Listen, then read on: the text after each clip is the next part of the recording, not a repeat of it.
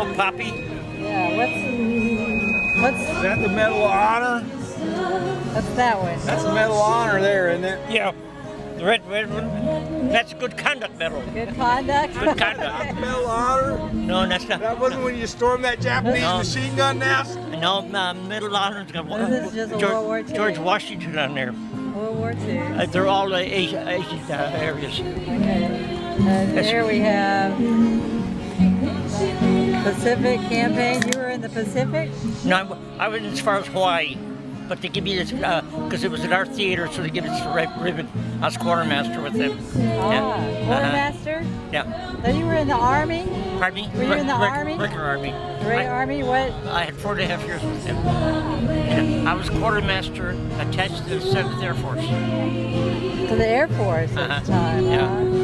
And when were you discharged? In 1945?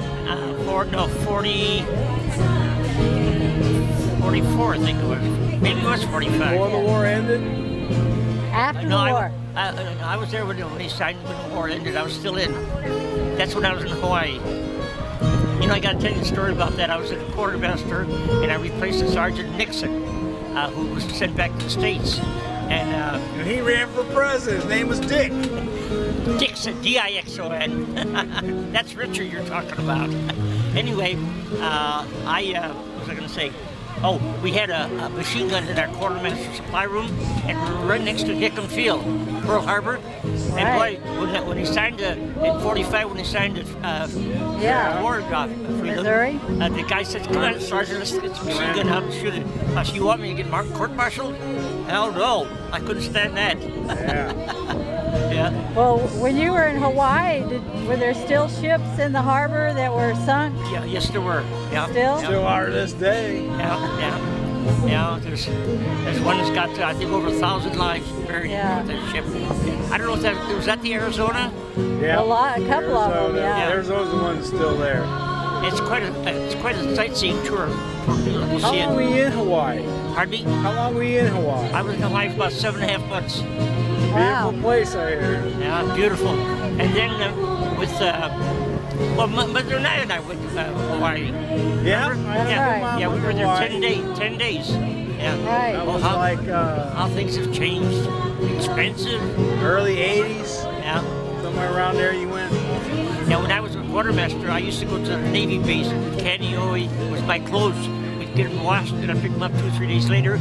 I used to go through all the pineapple fields, and boy, were they ever immaculate. Right straight roads to the pineapples. Beautiful, beautiful country. They had a pally there. There was like a water garden. Beautiful flowers. Orchids, beautiful. Wow. Yeah, I bet you, I heard it's a beautiful place. Yeah. Well, what did you do right when you got out? Pardon me? What did you do when you got out? Let's see, what did I do? I got out. Did you go back to school? Or? No, I went into the bar business. When I come out, I had 27 years in the bar business. Oh, really? Okay. 3 different bars. Already? Bought one, built it up, sold it. But and finally, I got out in '62, and then I came to Florida in '70, and I worked for ABC Liquor Store. I was a manager there at the store for Richie, and my life went on. Yeah. But you stayed in the military, or no? I could have. I had 3.5 years in the reserve, and when I got out, I told my fiance at the time, she said, "Don't sign up again. Let those 3 years go because they'll take you again." I said, "Don't worry, it's okay." But I would have had a good retirement. You would have, yeah. That's the life. Yeah. So, you might have gone to Korea too. Right. You can make a career of it. Yeah. There's nothing nasty about it. No. You're still serving regardless. That's right.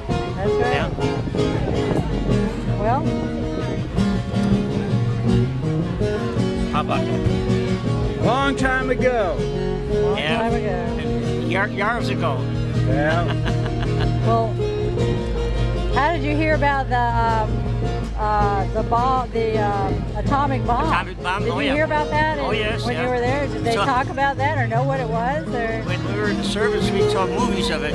Yeah. Right after it was done, you know. Right after, yeah. Hiroshima. Yeah. Did anybody understand what it was, or just it was a super bomb, right? They didn't. Well, they did to a point, but you had to be scientific about it, you know. Oh. We were in scientific, we were just hard-working GIs. Yeah, it was like a super bomb. Trying to get the water. That was kind of come up like a big mushroom. some kind of super bomb. Yeah. You heard about the Jimmy Doolittle raid over Tokyo, did you? I just got a picture of it about last year of Jimmy Doolittle when he was awarded the Congressional Medal of Honor at the time, and it's really something. Of B-25s, I think they had 12 of them in formation there. Went to make that mission. Boy, that's exciting. You know, like that one Japanese admiral on one of aircraft carriers of Japan. Yokomakashura. Yeah, whatever his name was. Nakamura, I think it was. Wasn't it shoyu sauce? Yeah, Yokomakashura. He said, we are in trouble. We have awakened a giant. Yeah. And they sure did. Sleeping giant. It didn't take long, I tell you. A sleeping giant. Yeah. Yeah, they were messing with the wrong dudes, weren't they? Was there ever a feeling that the United States wouldn't win in the Pacific? Did I have a feeling? Yeah. Oh, yes. I thought they might not win in the Very Pacific? much so. I thought we had young people there who wanted to get the city over with. They wanted to fight. The day Pearl Harbor on Sunday, I was hanging around with my buddy Ed Tracy. He was in the Marine Corps. And we got out on the front porch. We heard on the radio. We didn't have no TV at that time. Heard it on the radio. And he had a nephew that was at Pearl Harbor, and one other one in Pearl Harbor, a friend of his. And we were ready to go. We were going to Antipoda Recreation. We were going to go play some pool and bowl. Just a Sunday afternoon, you know. And boy, I'm telling you, everybody was enthused. Yeah. So I was one of the first ones. I went to the Army. Then Eddie went into the Marines, and Mac went into the Marines, and we just separated. But we wrote to each other. Was that in Chicago, or where were you? This was in Detroit, Michigan. Detroit.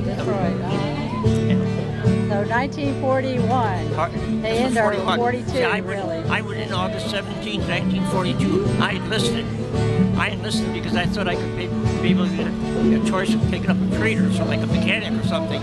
But my last job was looking up in wars and working on furniture and he put me in supplies. Number 801 was my number of my trade. And so I was supply sergeant all that time. Wow. Well, that's... I tell you, I sent a lot of boys with stuff overseas. You did? We used to, I went to 3 different bases. And, we had B-17s in Kearney, Nebraska. We had B-24s in Salida, Kansas. And we had the 32s in Kansas. And we had some big ships going out there. Yeah. So what rank were you? Were you I finished up staff sergeant. Staff sergeant? Yeah. Pretty good. I enjoyed it. Yeah. I was sergeant at one time, but I got busted. It What wasn't did you get busted for? Well, it's very. Poker game? We had a captain come in from a base close by, and from like Granada, Nebraska, and he took over our First Lieutenant Murphy's job, and he was Murphy was understudy. So this captain heard so much about everything in our outfit going to different outfits, over or short. Well, I had 7 old timers, men over 60 and 70, coming in and counting there. So they packed, if there was 20 pair of protective underclothes going to England, Europe or so, I took their word for it. But when it got to the processing quarters, it was either over or short. So the captain got a little tired of this, so he busted me and the corporal. Oh. You weren't mailing Jeeps back home? What? You weren't mailing Jeeps back home? No! I had enough working in the service. Oh boy. What? I guess we're getting ready to leave. Okay. Okay.